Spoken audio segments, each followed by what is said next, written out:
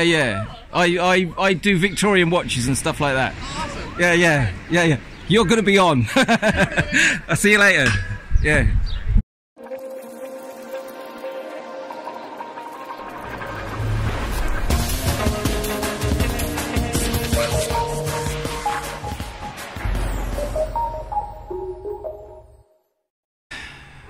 So in this video I'm going to show you how to disassemble a Fusee watch, a Fusee Pocket watch, without breaking it.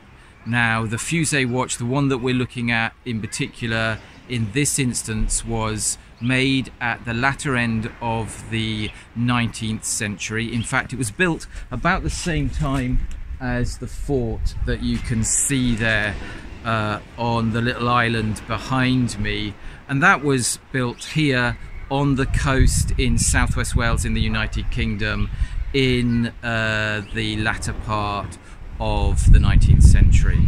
So focusing back on the watch, it's a silver pocket watch. As I say, it was built in 1897 if I remember rightly, and it incorporates a mechanism called a fusee. Now the fusee had two key components, and one of those is a tiny little chain with very tiny links, and because of that, of course, this is a fragile mechanism, and if you take it apart the wrong way you will break it. Okay, so please, when you're watching this video, watch it all the way through. You can't skip any steps in this, otherwise you will break the thing. So the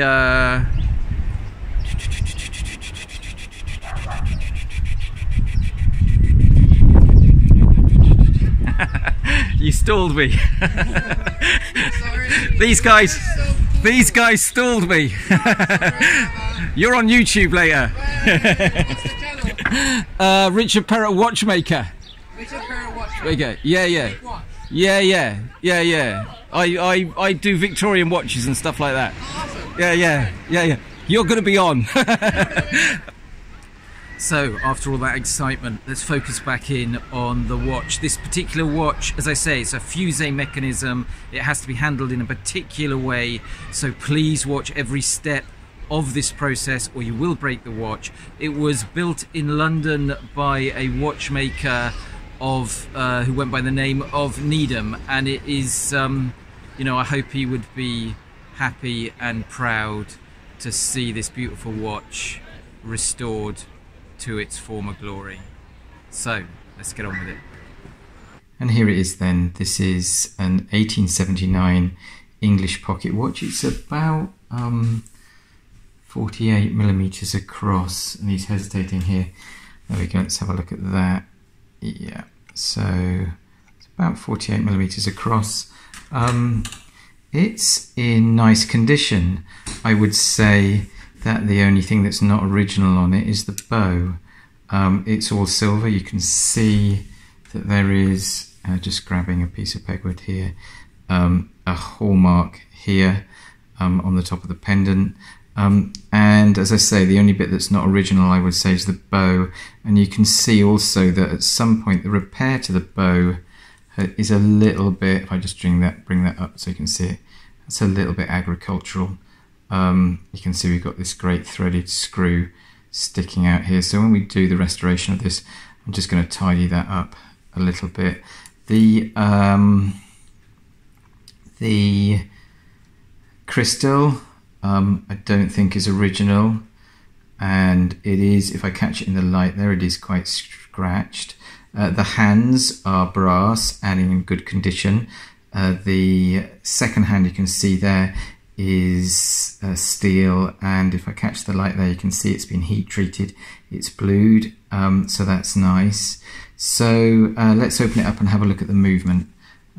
So just take the front here, bear with, as they say, hang on, there we go, open the front. Okay, now when you do this bit you have to be just a little bit careful, because there is this little catch right here, and you need to push that in and just lever up the movement, and the dial and everything will come with it, and it levers on this hinge here. The key thing though is not to slip when you do this, because if you do, you'll push right through and you can bend the hands. So we're just going to be a little bit careful. I'm just going to do this here and be careful.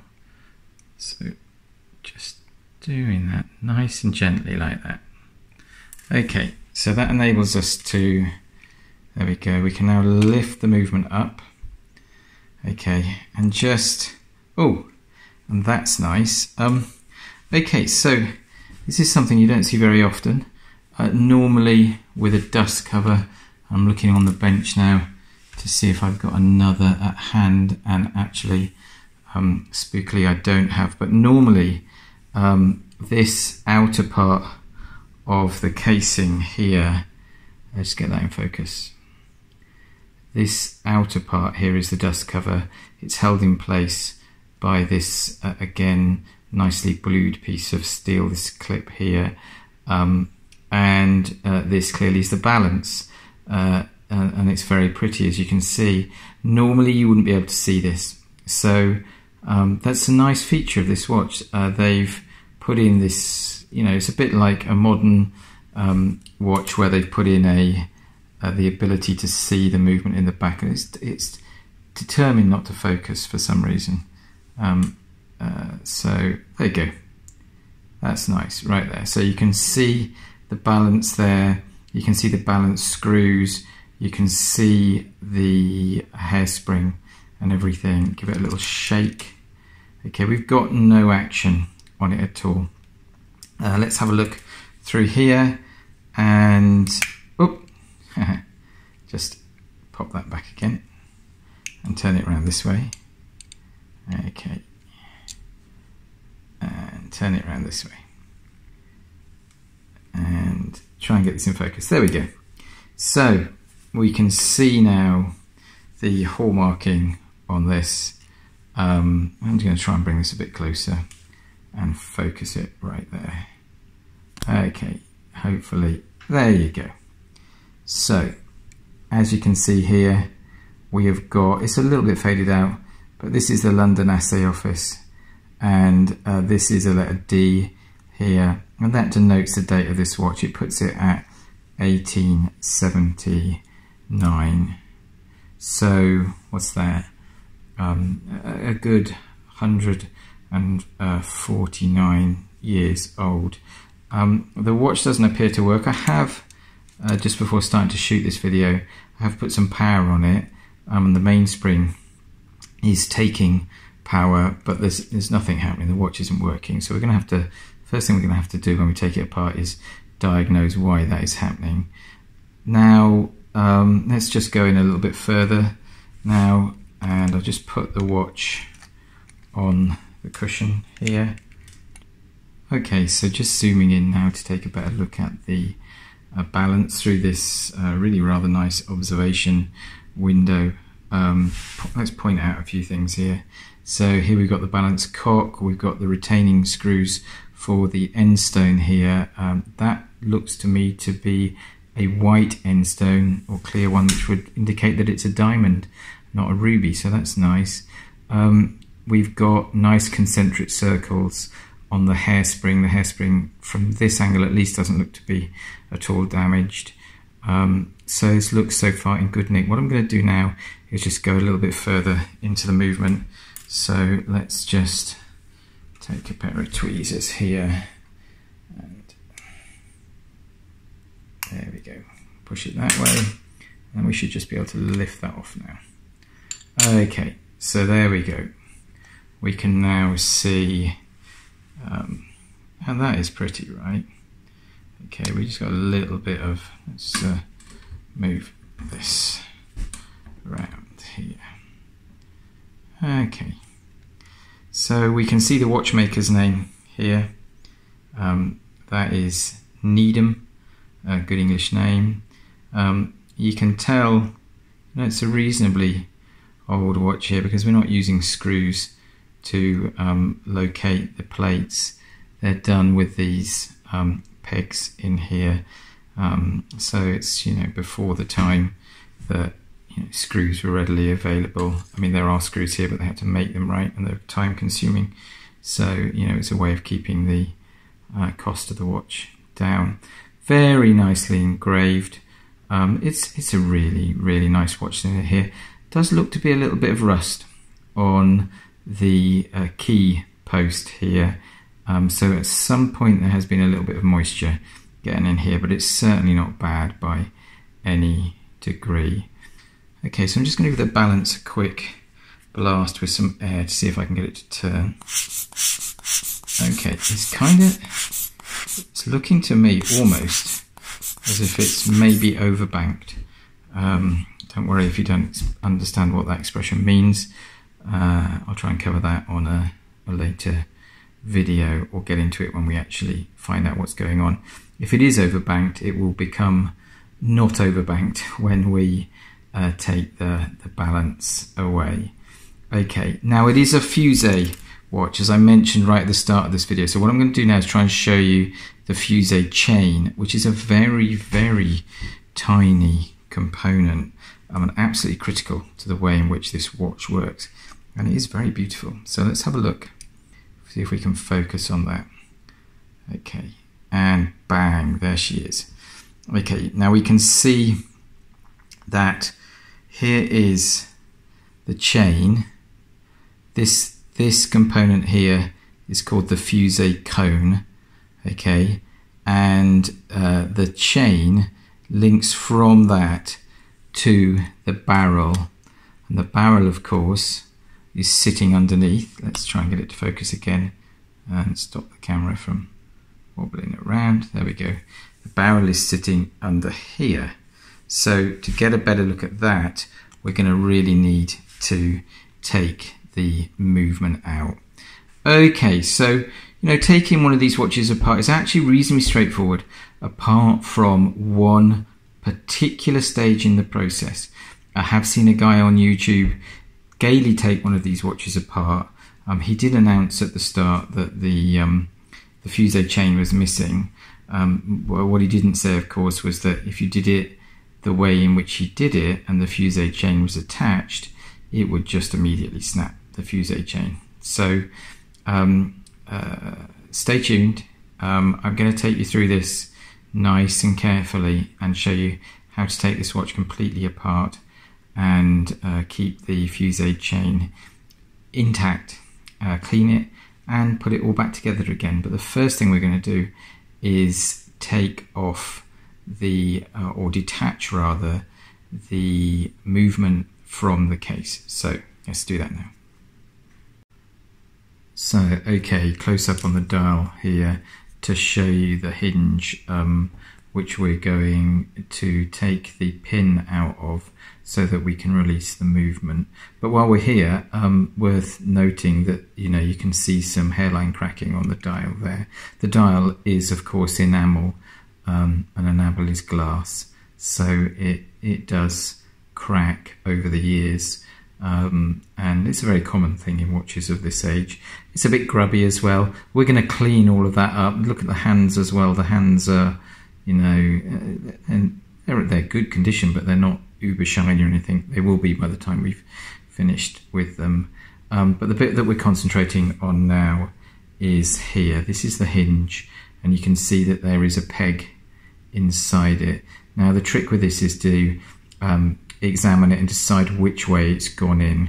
At the moment it's looking like it's gone in from right to left. So what we would do is insert a little tool in this side and push it out the other way. Can it be a little bit stiff? I'm just going to have a go at that now, and we'll try and capture that on film. So let's do that now. Okay, so the loop is back on, so I see what I'm doing, which is handy. Now, as I was saying, sometimes these are easy, sometimes they're difficult. It's a good sign that it's poking out there at one side. You can see the pin is just poking out this side a little bit. So take a nice stout tool. I've just got an old pair of tweezers here, and we're just going to come in and certain that and give it a little push. And actually this one's really easy. That one comes straight out, as you can see there. Okay, so just see if we can pull him all the way out now. Let's give it right, and just go through Isn't that so much? There we go. Okay. And maybe we'll be able to get them out with the tweezers. There we go. Okay, and there is the little post. Take that out, pop it in there.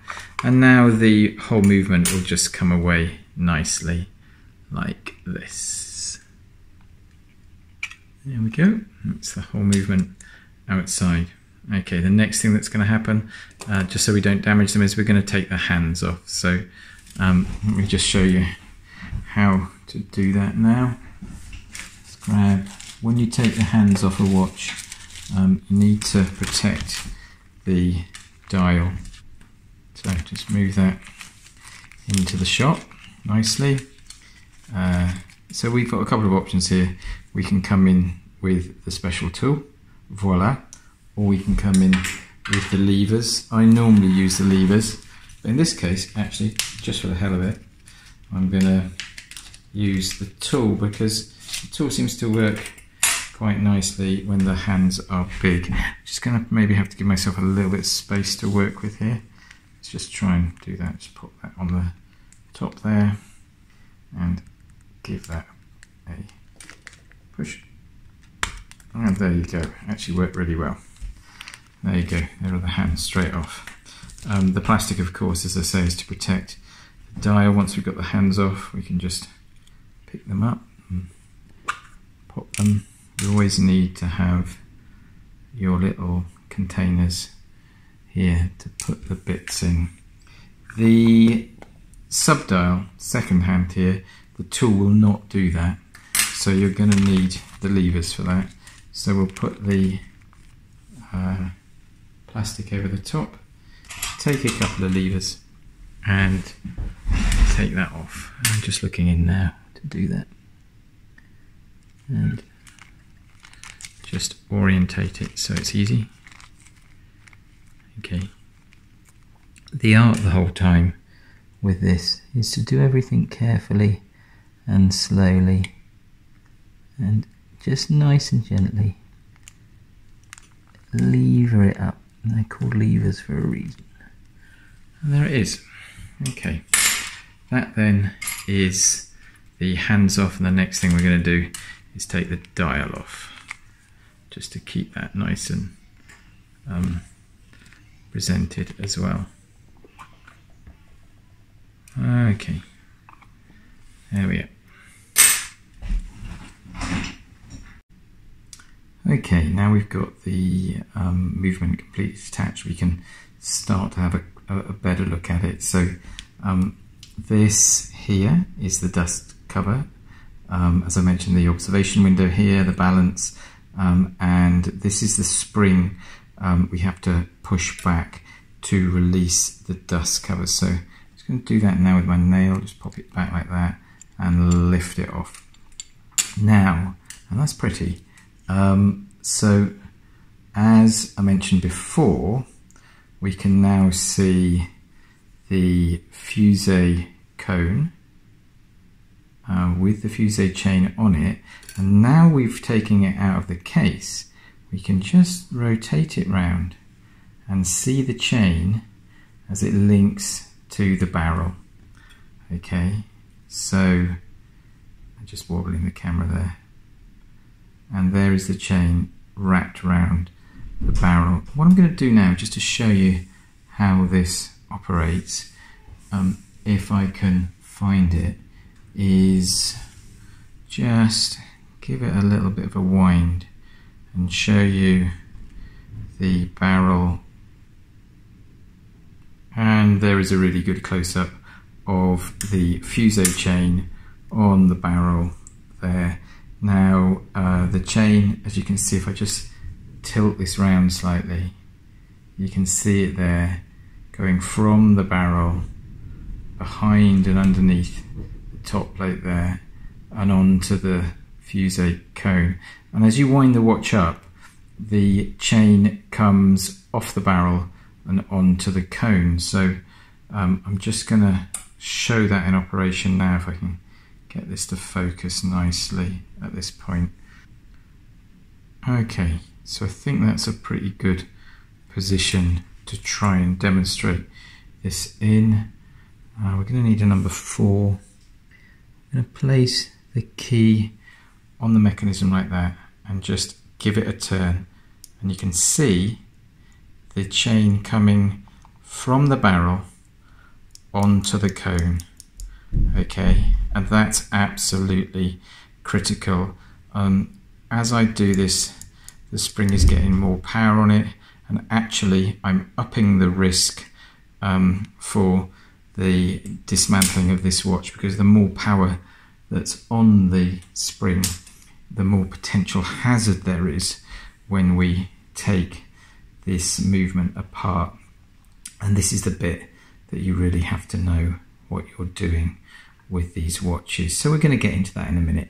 Anyway, that is the operation of the Fusee chain operating there between the mainspring barrel and the Fusee cone. That's a really good shot of that.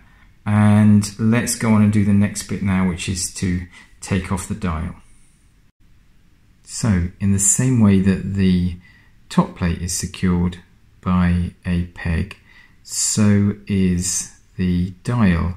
In fact, you can see both securing points there, kind of, if I move it in the middle of the frame there. So here we can see the pin or the peg, if it gets in focus. Hang on, try and focus that. Here we can see the pin that's securing the top plate, and here we can see the pin that is securing the dial, and these are 3 of these around the movement. So what I'm going to do now, I'll try and do this on camera, just have to be really careful. I'll just pop one of these out. What I use for this is actually a pair of cutters, because they're thin enough to get in. So here we go. Okay, so I've removed those pins now, so the dial should just come away like that, and it does, and it's taken the our wheel with it, as you can see. And you know, this dial might now have been off for 100 years, so it's not looking too bad in the back there. And that is what the inside of the movement looks like. And also, I think there is another wheel that's fallen out there as well, which is the minute wheel. So just show you that too. Okay, so there's the minute wheel as well. So right, what we're going to do now is take off the balance, because it's quite delicate, and the bit after this starts to get a little bit technical, so we don't want that in the way while we're going to take off the balance. So we're going to do that next. Okay, so just change the camera angle to give me a little bit of room to work in here. I'm just going to come straight in and take out the main screw. You saw me changing the screwdriver there, and that's because when you're using a screwdriver, you should really use the biggest one that you can. So, and that was quite, it's actually a little bit of tension on that, so we just take that out like so. Voila. And take some tweezers. Okay. Now, the next part of this, being very careful, as I say, is to just lever up the balance cock. So, nice and gentle. You can see the balance moving there, which does mean that there is some contact between it, and that will be at the regulation pin. So just very gently easing this up now. Okay, now I'm just going to check with my loop what's going on with the regulation pins on the hairspring. Just tilt it, see, yeah, and they are clear. So this should just lift off nicely now, but you do have to be careful you don't snag anything. And et voila. Okay, So just popping that in the tray, and there we go. Now we can see the balance. So let's just go through this. Here we've got the balance. Here is the hairspring. The circular piece of brass that you can see, which attaches the hairspring to the balance staff, that's called a collet. And at the top there, there is the pivot, and the pivot is okay. So the next thing that we're going to have to do to remove the balance is to take out this brass pin here. And again, you have to be very, very careful. Interestingly, when they've done this, you can see that they've left, this is probably 100 years ago this was done, this quite long piece of spring still here. So I'm gently now just going to come in here and see if I can liberate this.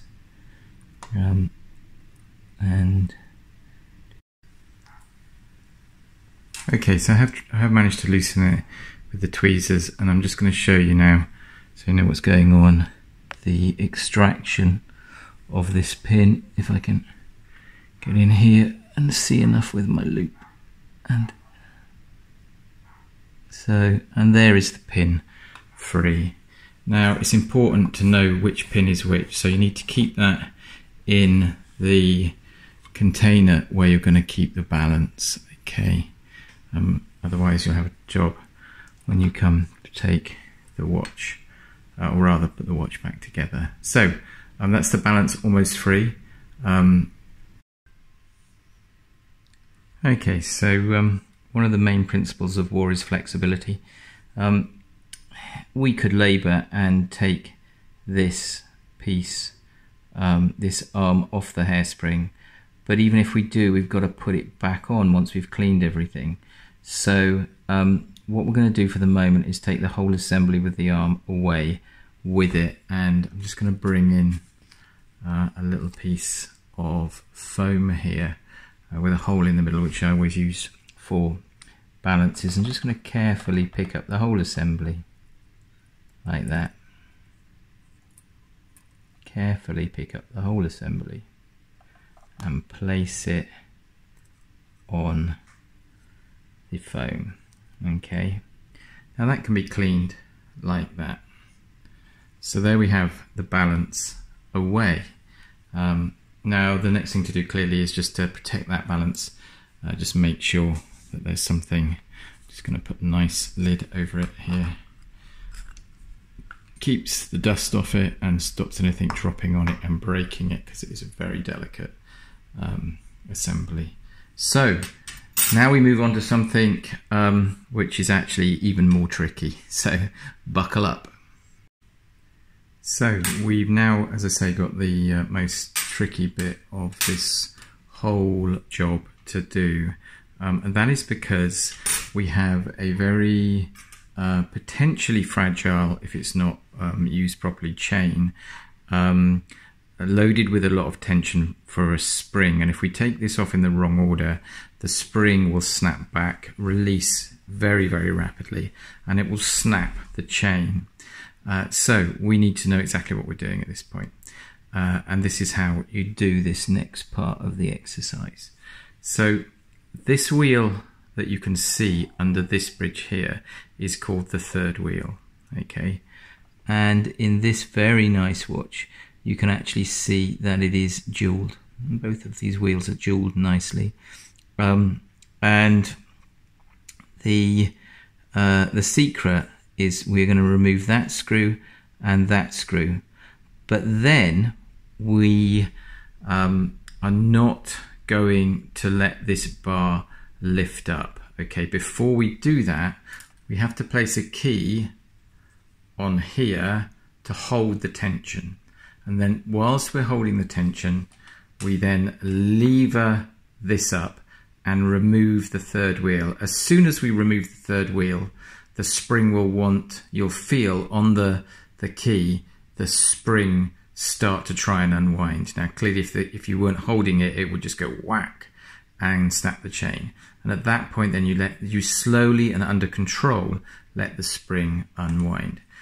So holding the key and the third wheel bar is quite a tricky thing to do. So what you can do, if you've got one, and this is really useful, is bring in a little vise. This is one that sticks to a glass table and is quite secure. That's useful. And then you can open it up and stick in the key. The one we want is a number 4, so we've got that sticking up like that. And I'm going to locate that on the key post of the watch. I'm going to lift up the camera now so you can actually see this happen. Okay, so I've set the camera up so that you can see that a little bit better. And this is going to act like our third hand. So what we can do is now take the watch and place the key winding post on there. Now we've got control by just holding the movement like this. We have got control over the spring release. Okay, actually that seems a little bit loose, that. I can see if I can just find a better... Actually the 5 fits a lot better. So, and you don't want movement on this, it wants to be nice and snug. So we're just going to change this out now. Okay, stick the 5 in instead. Okay, and so that's nice and secure. Has to be secure because otherwise the spring would just slap it around and it will break. Okay, so just now making sure that that is nice and okay. There we go. What does that look like? Okay, so what we can do now under control is lift off this barrel bridge. Okay, so just very gently, keeping pressure down all the time. Okay, on the movement. I'm going to lift that off. Okay.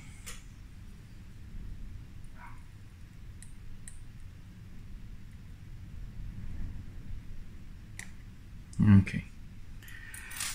So the moment the spring will go is as we take this third wheel out. Okay.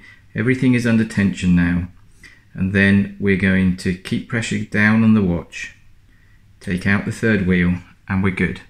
So I can feel now the tension on the spring, and I can just turn the watch carefully to release that tension. Okay.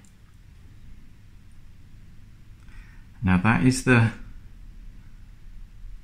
chain is now winding back onto the barrel.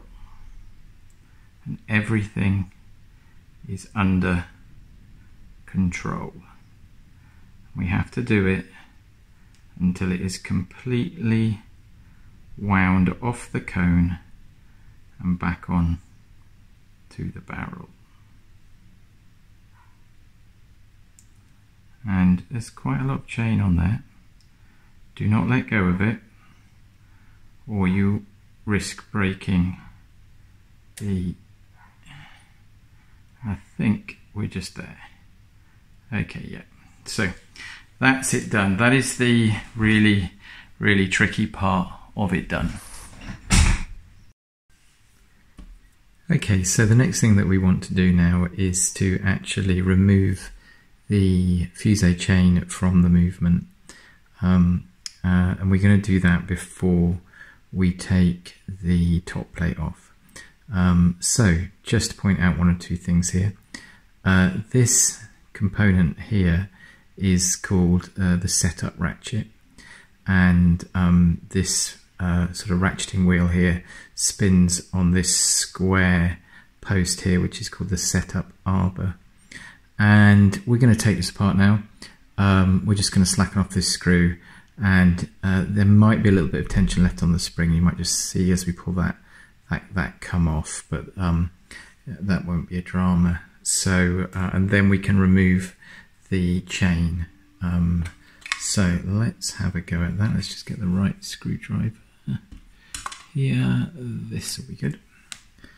Okay, and just doing this from a distance. Okay, so I had to stop the video there because the setup ratchet was actually holding a little bit more tension than normal. So I needed to get the loop on it and do it carefully. So yeah, so just by putting a little bit of pressure down on the movements of the winding arm was pushing into the cushion. I then removed the screw and took off the clip here. Okay, so that's good, and we can now lever off this ratchet wheel off the arbor.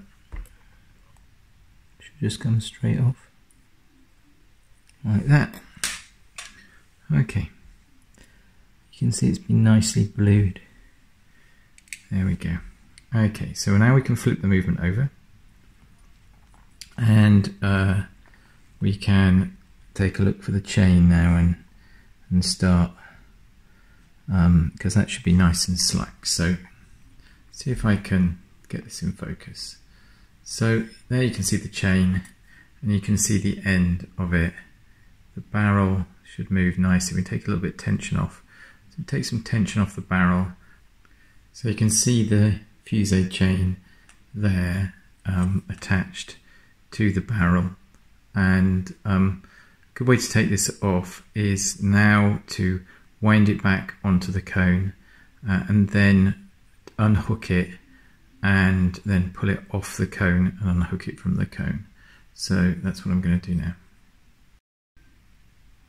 Okay, so that's the chain wound back onto the cone, and it's got a little hook there, so we can just now take that off. It's not under tension. There we go. That is the chain free, and then all we've got to do is gently pull that free from the cone and then hook the other end off. And just note there that the bit that hooks onto the barrel has this, it's like a fishing hook spear. It's got this extra bit, and that stops the chain moving from the sort of tangential place where it sits. Once it's hooked in, it stops it levering forward. Okay, so we're just going to now very, very gently pull the chain out. So I'm just going to do that now. Okay, and now we're looking at the cone end where the chain has been fully pulled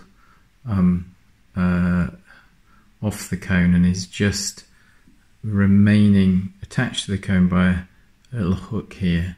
So what we're going to do now is just release that hook with the tweezers and then pull the chain free of the movement. So, and there's a little shot of the end that comes from the Fusee cone, and you can see it's a different shape. It's more like a hook, and it's a hook without a spike on it, and that should go on the bottom part, the widest part of the Fusee cone. Now that both ends are off the barrel and the cone, we can just simply pull the chain free from the movement. And there is the chain removed. This end is the end that goes on the barrel. You can see this little point on the end of it there, and this top end here on the right is the end that goes on the cone. You can see it is very, very tiny. I mean, each link is like, you know, about that, about a millimetre, if that, long. So very, very, I was about to say delicate. You know, they're quite strong, but they won't sustain any kind of shock. So you know, clearly they will hold the tension of the spring because that's their purpose, but a shock to the chain, some impact on it, and it will snap. So that's going to get cleaned now before we put it back in the movement. So let's go back and take... Okay, so we got now to take apart the rest of the movement. The secret now is you can relax a little bit, but never relax too much. You've still got to be mindful of what you're doing, even though the most tricky bit of this disassembly is over. You know, there's still plenty of room to cock it up, for want of a better words. So the next thing we're going to do is take off the barrel bridge. That is secured by 2 screws, one here and one here. This is the barrel with the mainspring in it. So we're going to do that before we take off the top plate. So I've got to come in with the screwdriver the right size here. Just to gently take this barrel bridge off. There's one.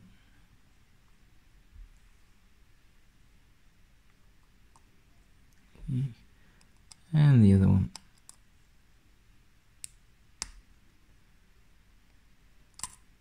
There we go. And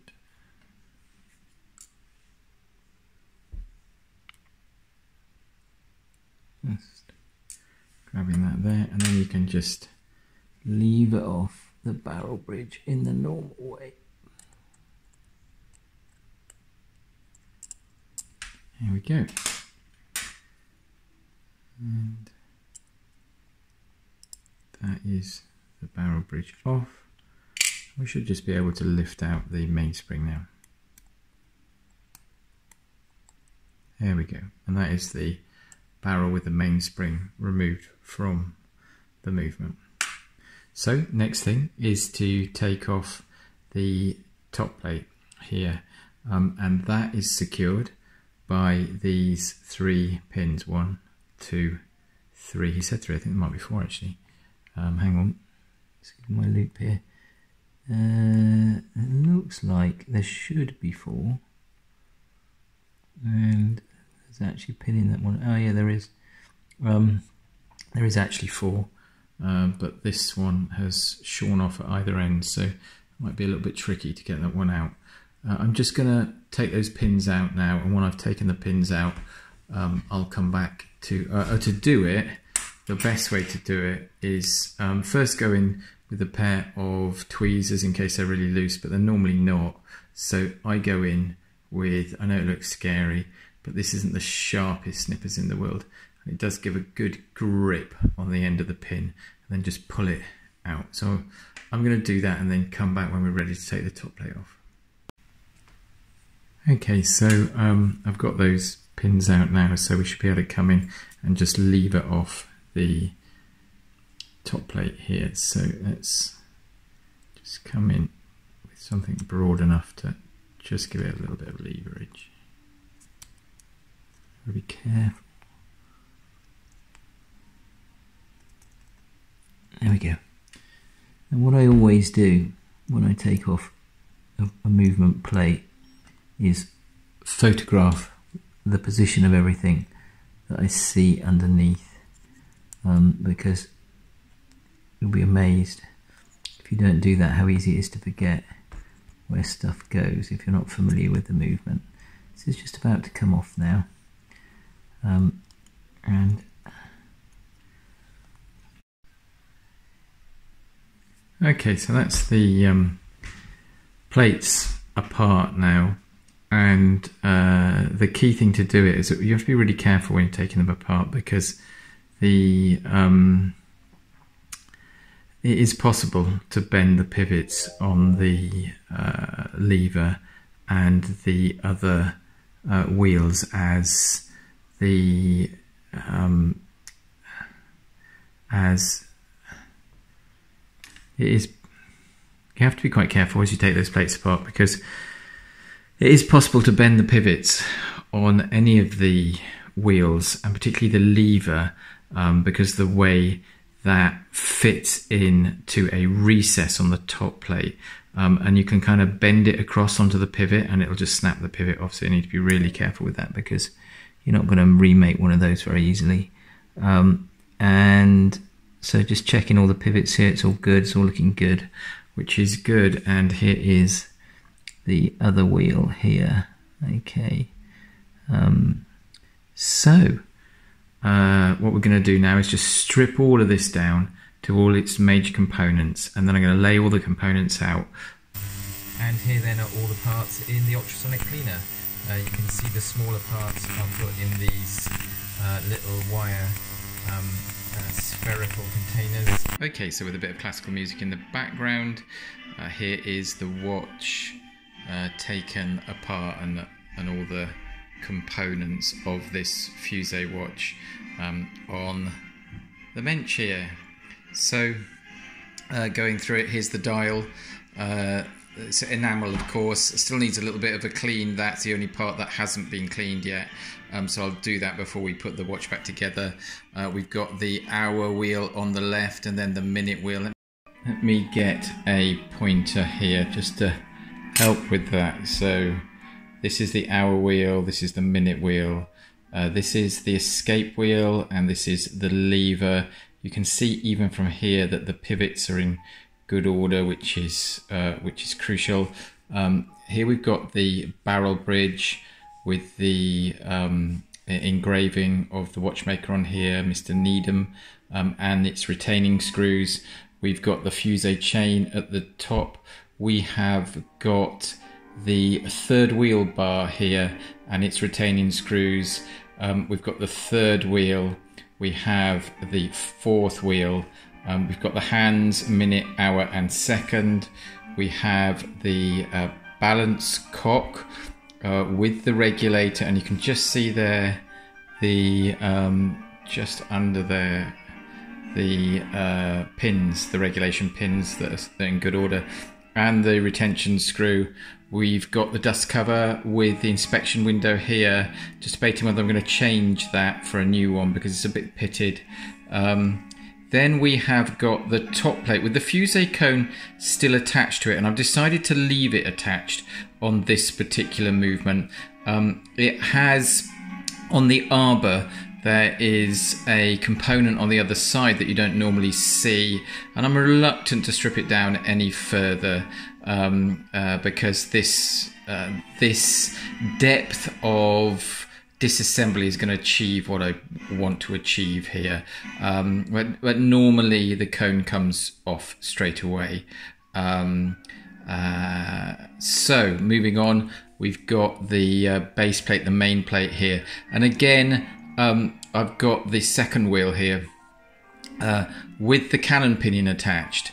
Now the it's working fine. It works really nicely, and the cannon pinion should only really be removed. Let me just show you. Hang on, pointing at the cannon pinion, but hang on. There we go. This is actually the cannon pinion here. Okay, and you can see that it is, moving nicely here with the second wheel. Okay, now the friction of the cannon pinion as it's attached here is actually a critical thing that you have to get right, and I'd only remove it if I really had to, and as everything is working, we're just going to leave the cannon pinion and the second wheel on here. Likewise with some of these springs and things, you can remove them, but I just give them a little bit of grease as we put the watch back together. So moving on now, we've got the the barrel with the mainspring in it. Again, there was no real issue with the spring, so there you can just kind of see it through the little window. There is a, hang on, let's just have a little look at this. Flip this over. So I could pop this open, but this, if there's no issue with it, then in this instance I am going to just leave it be. Here we have the parts for the setup ratchet, which are in good nick, and last but by no means least, we've got the balance, which you remember we took off with the complete with the arm that secures the hairspring, and I've just got that protected just by this little case top there, so I can see what's going on. So that's the movement disassembled. So time to put it all back together and lubricate it. So let's do that now.